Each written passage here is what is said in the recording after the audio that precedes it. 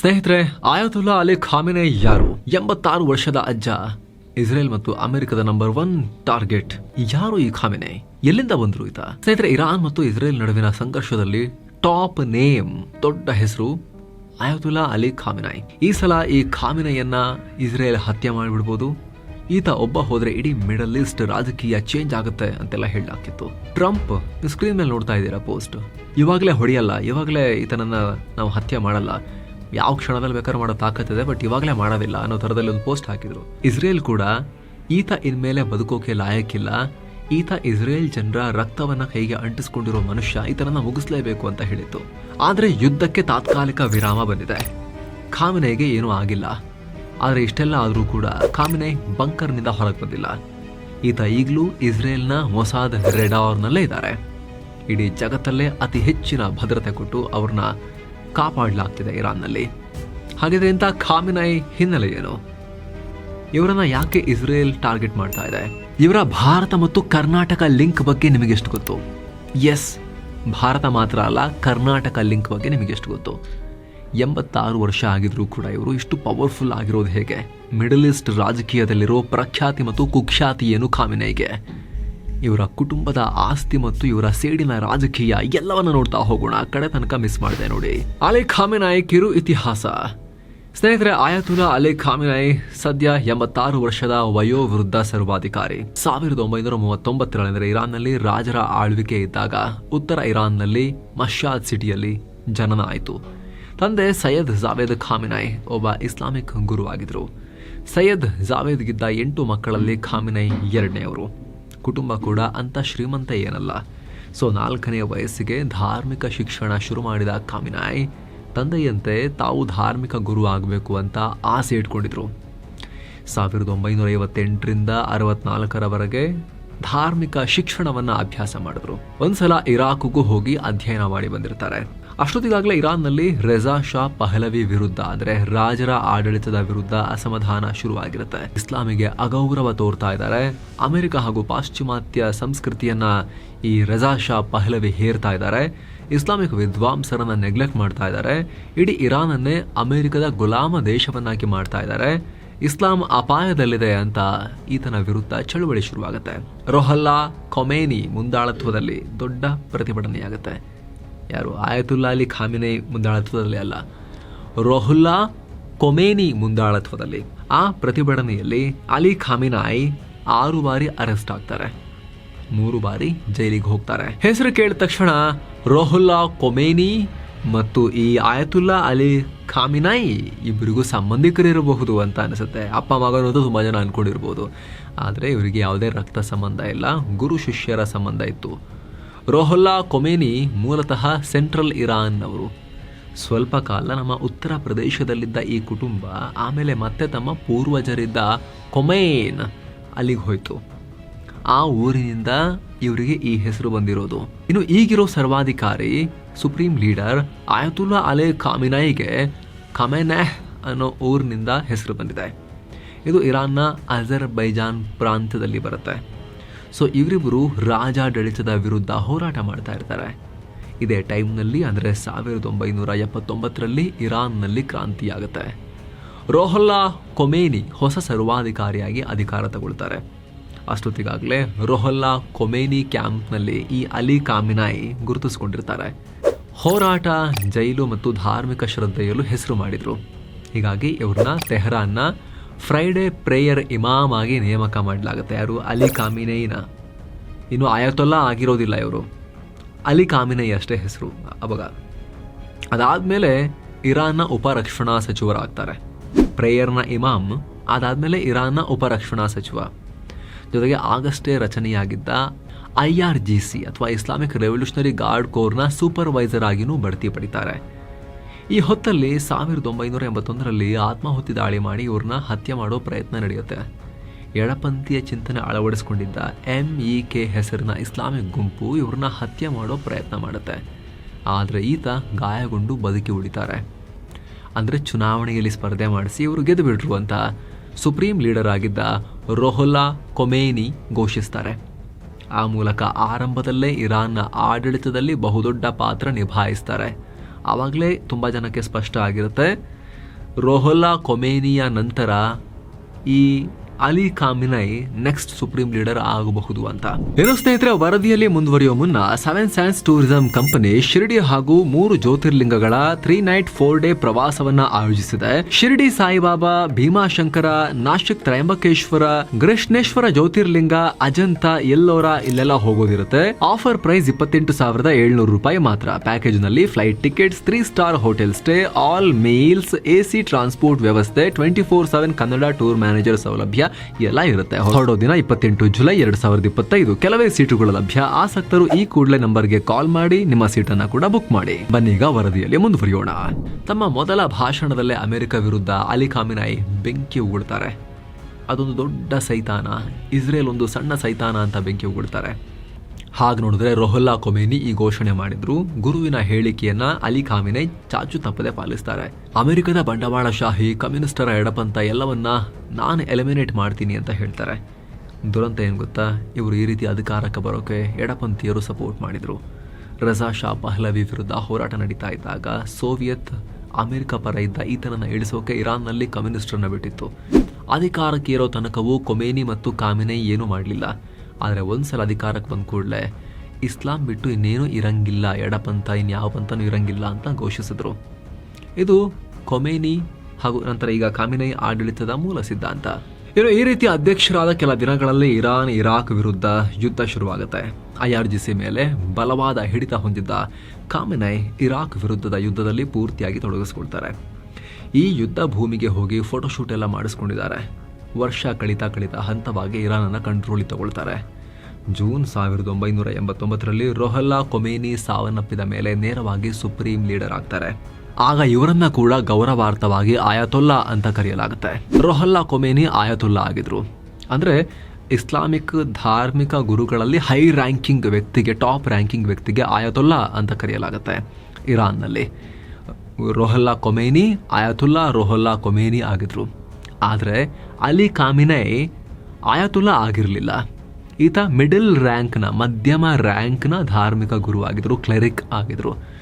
ಇವರು ಹೊಜತೋ ಇಸ್ಲಾಂ ಆಗಿದ್ರು, middle ranking, ಆಯತುಲ್ಲಾ ಆಗಿರಲಿಲ್ಲ. ಇದನ್ನ ಅಲಿ ಖಾಮಿನೈ ಖುದ್ದು ಹೇಳ್ಕೊಂಡಿದ್ದಾರೆ. ನಾನು ಆಯತುಲ್ಲಾ ರ್ಯಾಂಕ್ಗೆ ಕ್ವಾಲಿಫೈ ಆಗಿಲ್ಲ, ನಾನು ಹೊಜತೋ ಇಸ್ಲಾಂ ಅಂತ. ಆದರೂ ಕೂಡ ಸುಪ್ರೀಂ ಲೀಡರ್ ಆದಮೇಲೆ ಗೌರವಾರ್ಥವಾಗಿ ಇವರಿಗೆ ಆಯತುಲ್ಲಾ ಅಲಿ ಖಾಮಿನೈ ಅಂತಲೇ ಕರೆಯಲಾಗುತ್ತೆ. ಹಾಗೆ ನೋಡಿದ್ರೆ ಇವರ ಆಯ್ಕೆಗೆ ಸಾಕಷ್ಟು ವಿರೋಧ ಕೂಡ ಇತ್ತು. ಯಾಕಂದ್ರೆ ಅದೇ ಕಾರಣ, ಸರ್ವೋಚ್ಚ ಧಾರ್ಮಿಕ ಧರ್ಮಗುರು ಆಗಿರಲಿಲ್ಲಲ್ಲ ಅಂತ. ಹೀಗಾಗಿ ಇವರ ನೇಮಕ ಮಾಡೋದು ಬೇಡ ಅಂತ ಇರಾನ್ ಸುಪ್ರೀಂ ಲೀಡರ್ ಆಯ್ಕೆ ಮಾಡೋ ಅಸೆಂಬ್ಲಿ ಆಫ್ ಎಕ್ಸ್ಪರ್ಟ್ಸ್ನ ಸದಸ್ಯರು ವಿರೋಧ ವ್ಯಕ್ತಪಡಿಸಿದ್ರು. ಆದರೆ ಇನ್ನು ಕೆಲವರು ನಮ್ಮ ಧಾರ್ಮಿಕ ಸಂವಿಧಾನದಲ್ಲಿ ಸುಪ್ರೀಂ ಲೀಡರ್ ಆಗೋಕೆ ಮಾರ್ಜಾ ಅಥವಾ ಆಯತುಲ್ಲಾ ಆಗಿರಲೇಬೇಕು ಅಂತೇನಿಲ್ಲ, ಸೊ ಮಾಡ್ಬೋದು ಅಂತ ಹೇಳಿ ಸಪೋರ್ಟ್ ಮಾಡ್ತಾರೆ. ಹಾಗೆ ನೋಡಿದ್ರೆ ಅಲಿ ಖಾಮಿನೈ ಆಯ್ಕೆ ಅಲ್ಲಿ ಅನಿವಾರ್ಯ ಆಗಿತ್ತು. ಯಾಕಂದರೆ ಅಷ್ಟೊತ್ತಿಗೆ ಇರಾನ್ನ ರೆವಲ್ಯೂಷನರಿ ಗಾರ್ಡ್ ಕೋರ್ನಲ್ಲಿ ಅಲಿ ಖಾಮಿನೈ ಪಾತ್ರ ತುಂಬ ಗಟ್ಟಿ ಇತ್ತು. ಸೊ ಅಲಿ ಖಾಮಿನೈ ಬಿಟ್ಟು ಯಾರೇ ಅಧಿಕಾರಕ್ಕೆ ಬಂದರೂ ಅಲ್ಲಿ ಉಳಿಯೋದು ಕಷ್ಟ ಅನ್ನೋ ವಾತಾವರಣ ಇತ್ತು. ಅಲಿ ಖಾಮಿನೈ ಉಳಿಸೋದು ಇಲ್ಲ ಅನ್ನೋ ವಾತಾವರಣ ಇತ್ತು. ಹೀಗಾಗಿ ಹಲವರ ವಿರೋಧದ ಮಧ್ಯೆ ಇವ್ರನ್ನ ಆಯ್ಕೆ ಮಾಡಲಾಗುತ್ತೆ. ಈ ಮೂಲಕ ಧಾರ್ಮಿಕ ಗುರುವಿನ ಮಗನೊಬ್ಬ ಇರಾನ್ ಅನ್ನೋ ಮಿಡಲ್ ಈಸ್ಟ್ ಸಾಮ್ರಾಜ್ಯದ ಚಕ್ರವರ್ತಿಯಾಗಿ ಅಧಿಕಾರವನ್ನು ಸ್ವೀಕರಿಸ್ತಾರೆ. ಬದಲಾಯಿತು ಇರಾನ್ ಮುಖ. ಮಿಡಲ್ ಈಸ್ಟ್ನಲ್ಲಿ ಬರೀ ಸಂಘರ್ಷ. ಸ್ನೇಹಿತರೆ, ಒಂದು ಕಾಲದಲ್ಲಿ ಜಾತ್ಯತೀತ ರಾಷ್ಟ್ರವಾಗಿ ಮಾಡರ್ನೈಸ್ ಆಗ್ತಾ ಇದ್ದ ಇರಾನ್ ಖಾಮಿನೈ ಬಂದ್ಮೇಲೆ ಮತ್ತೆ 7ನೇ ಶತಮಾನದ ಕಾನೂನುಗಳ ಕಡೆಗೆ ಮುಖ ಮಾಡುತ್ತೆ. ಖಾಮಿನೈ ತಾವೊಬ್ಬ ಮುಸ್ಲಿಂ ಜಗತ್ತಿನ ಸರ್ವೋಚ್ಚ ರಾಜಕೀಯ ನಾಯಕ ಅಂತ ಬಿಂಬಿಸ್ಕೊಳ್ತಾರೆ. ಜೊತೆಗೆ ಅಧಿಕಾರಕ್ಕೆ ಏರಿದಾಗ ಯಂಗೇ ಇದ್ರು. ಹೀಗಾಗಿ ಇಡೀ ಮಿಡಲ್ ಈಸ್ಟ್ ಅನ್ನ ಕಂಟ್ರೋಲ್ ಮಾಡೋ ಆಸೆ ಹುಟ್ಟುತ್ತೆ.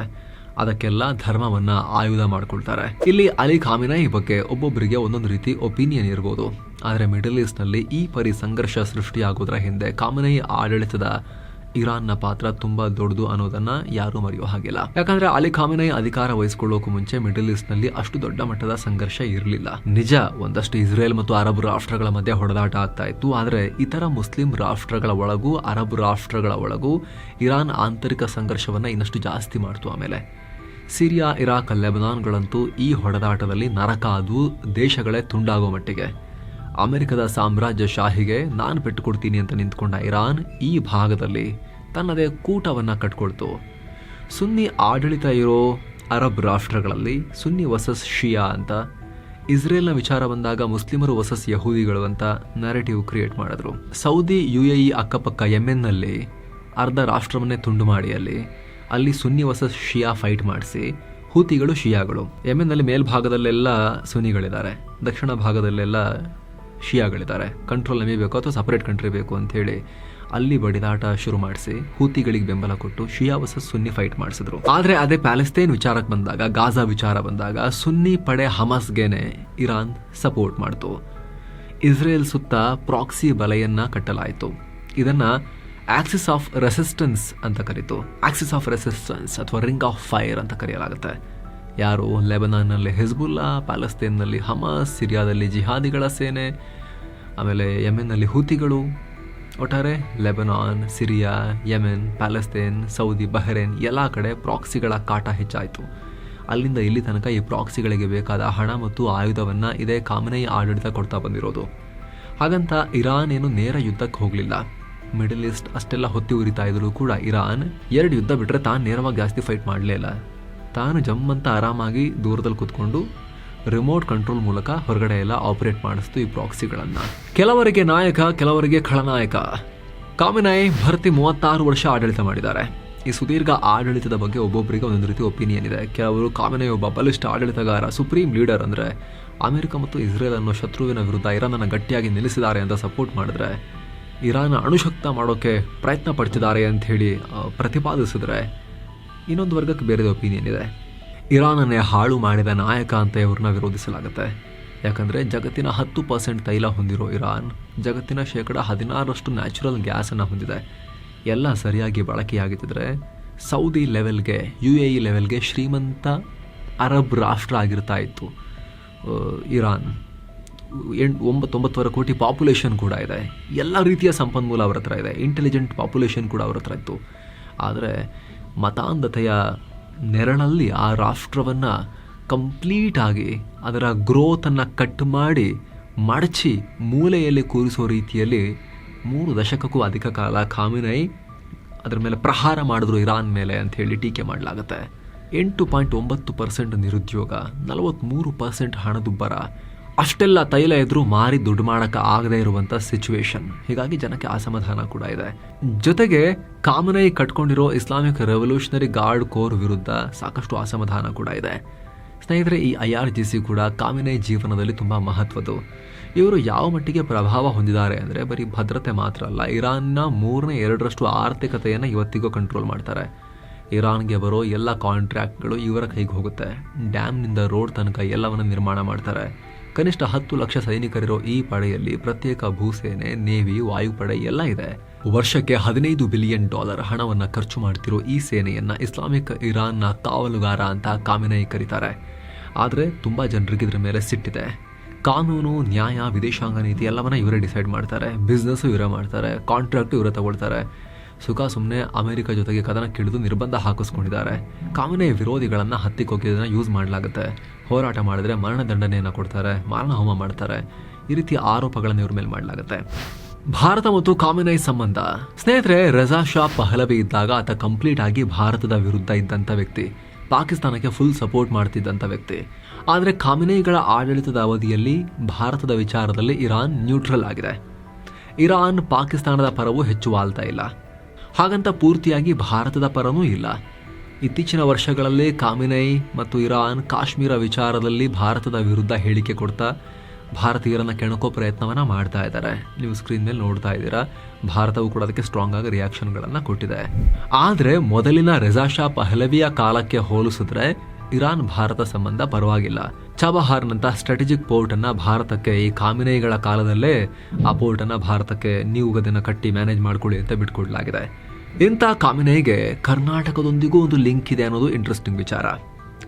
1980ರಲ್ಲಿ ಅಂದರೆ ಅವತ್ತು ಇರಾನ್ ಆಡಳಿತದಲ್ಲಿ ಅತ್ಯಂತ ಪ್ರಭಾವಿ ವ್ಯಕ್ತಿಯಾಗಿದ್ದಾಗಲೇ ಇವರು ಚಿಕ್ಕಬಳ್ಳಾಪುರ ಜಿಲ್ಲೆಯ ಗೌರಿಬಿದನೂರು ತಾಲೂಕಿನ ಅಲಿಪುರ ಗ್ರಾಮಕ್ಕೆ ಬಂದಿದ್ರು. ಇದೇ ಆಯತುಲ್ಲಾ ಅಲಿ ಖಾಮೆನಿ. ಇವರ ಹೆಸರಲ್ಲಿ ಆಸ್ಪತ್ರೆ ಕೂಡ ನಿರ್ಮಾಣ ಮಾಡಿದ್ದು, ಅದನ್ನು ಸ್ವತಃ ಅವರೇ ಉದ್ಘಾಟನೆ ಮಾಡಿ ಹೋಗಿದ್ದಾರೆ ಇದೇ ನೆಲಕ್ಕೆ ಬಂದು. ಈ ಊರಲ್ಲಿ ಸುಮಾರು 20,000 ಜನ ಇದ್ದಾರೆ. 90% ಶಿಯಾ ಮುಸ್ಲಿಮರಿದ್ದಾರೆ, ಶಿಯಾಗಳು. ಅದೇ ಕಾರಣಕ್ಕೆ ಕೆಲವೊಂದಷ್ಟು ಜನ ಇದನ್ನು ಮಿನಿ ಇರಾನ್ ಅಂತಲೂ ಕೆಲವೊಮ್ಮೆ ಕರೀತಾರೆ. ಆ ಊರಲ್ಲಿ ಖಾಮೆನಿಯರನ್ನ ಪೂಜ್ಯರು ಅಂತಲೂ ಭಾವಿಸಲಾಗುತ್ತೆ. ಸೊ ಫ್ರೆಂಡ್ಸ್, ಇದಾಗಿತ್ತು ಆಯತುಲ್ಲಾ ಅಲಿ ಖಾಮೆನಿ ಅನ್ನೋ ವ್ಯಕ್ತಿ ಹೇಗೆ ಇಡೀ ಜಗತ್ತಿನಲ್ಲಿ ಟಾಕಿಂಗ್ ಪಾಯಿಂಟ್ ಆಗಿದ್ದು, ಯಾಕೆ ಈ ವ್ಯಕ್ತಿಗೆ ಅಷ್ಟೊಂದು ಮಹತ್ವ ಇದೆ, ಹಿನ್ನೆಲೆ ಏನು ಅನ್ನೋದನ್ನ ನಿಮಗೆ ಕ್ವಿಕ್ ಆಗಿ ಎಕ್ಸ್ಪ್ಲೇನ್ ಮಾಡೋ ಪ್ರಯತ್ನ. ನಿಮಗೇನು ಅನ್ಸುತ್ತೆ ಕಾಮೆಂಟ್ ಮಾಡಿ ತಿಳಿಸಿ. Thank you so much. ಮತ್ತೆ ಭೇಟಿ ಆಗ್ತಿರೋಣ. ನಮಸ್ತೆ.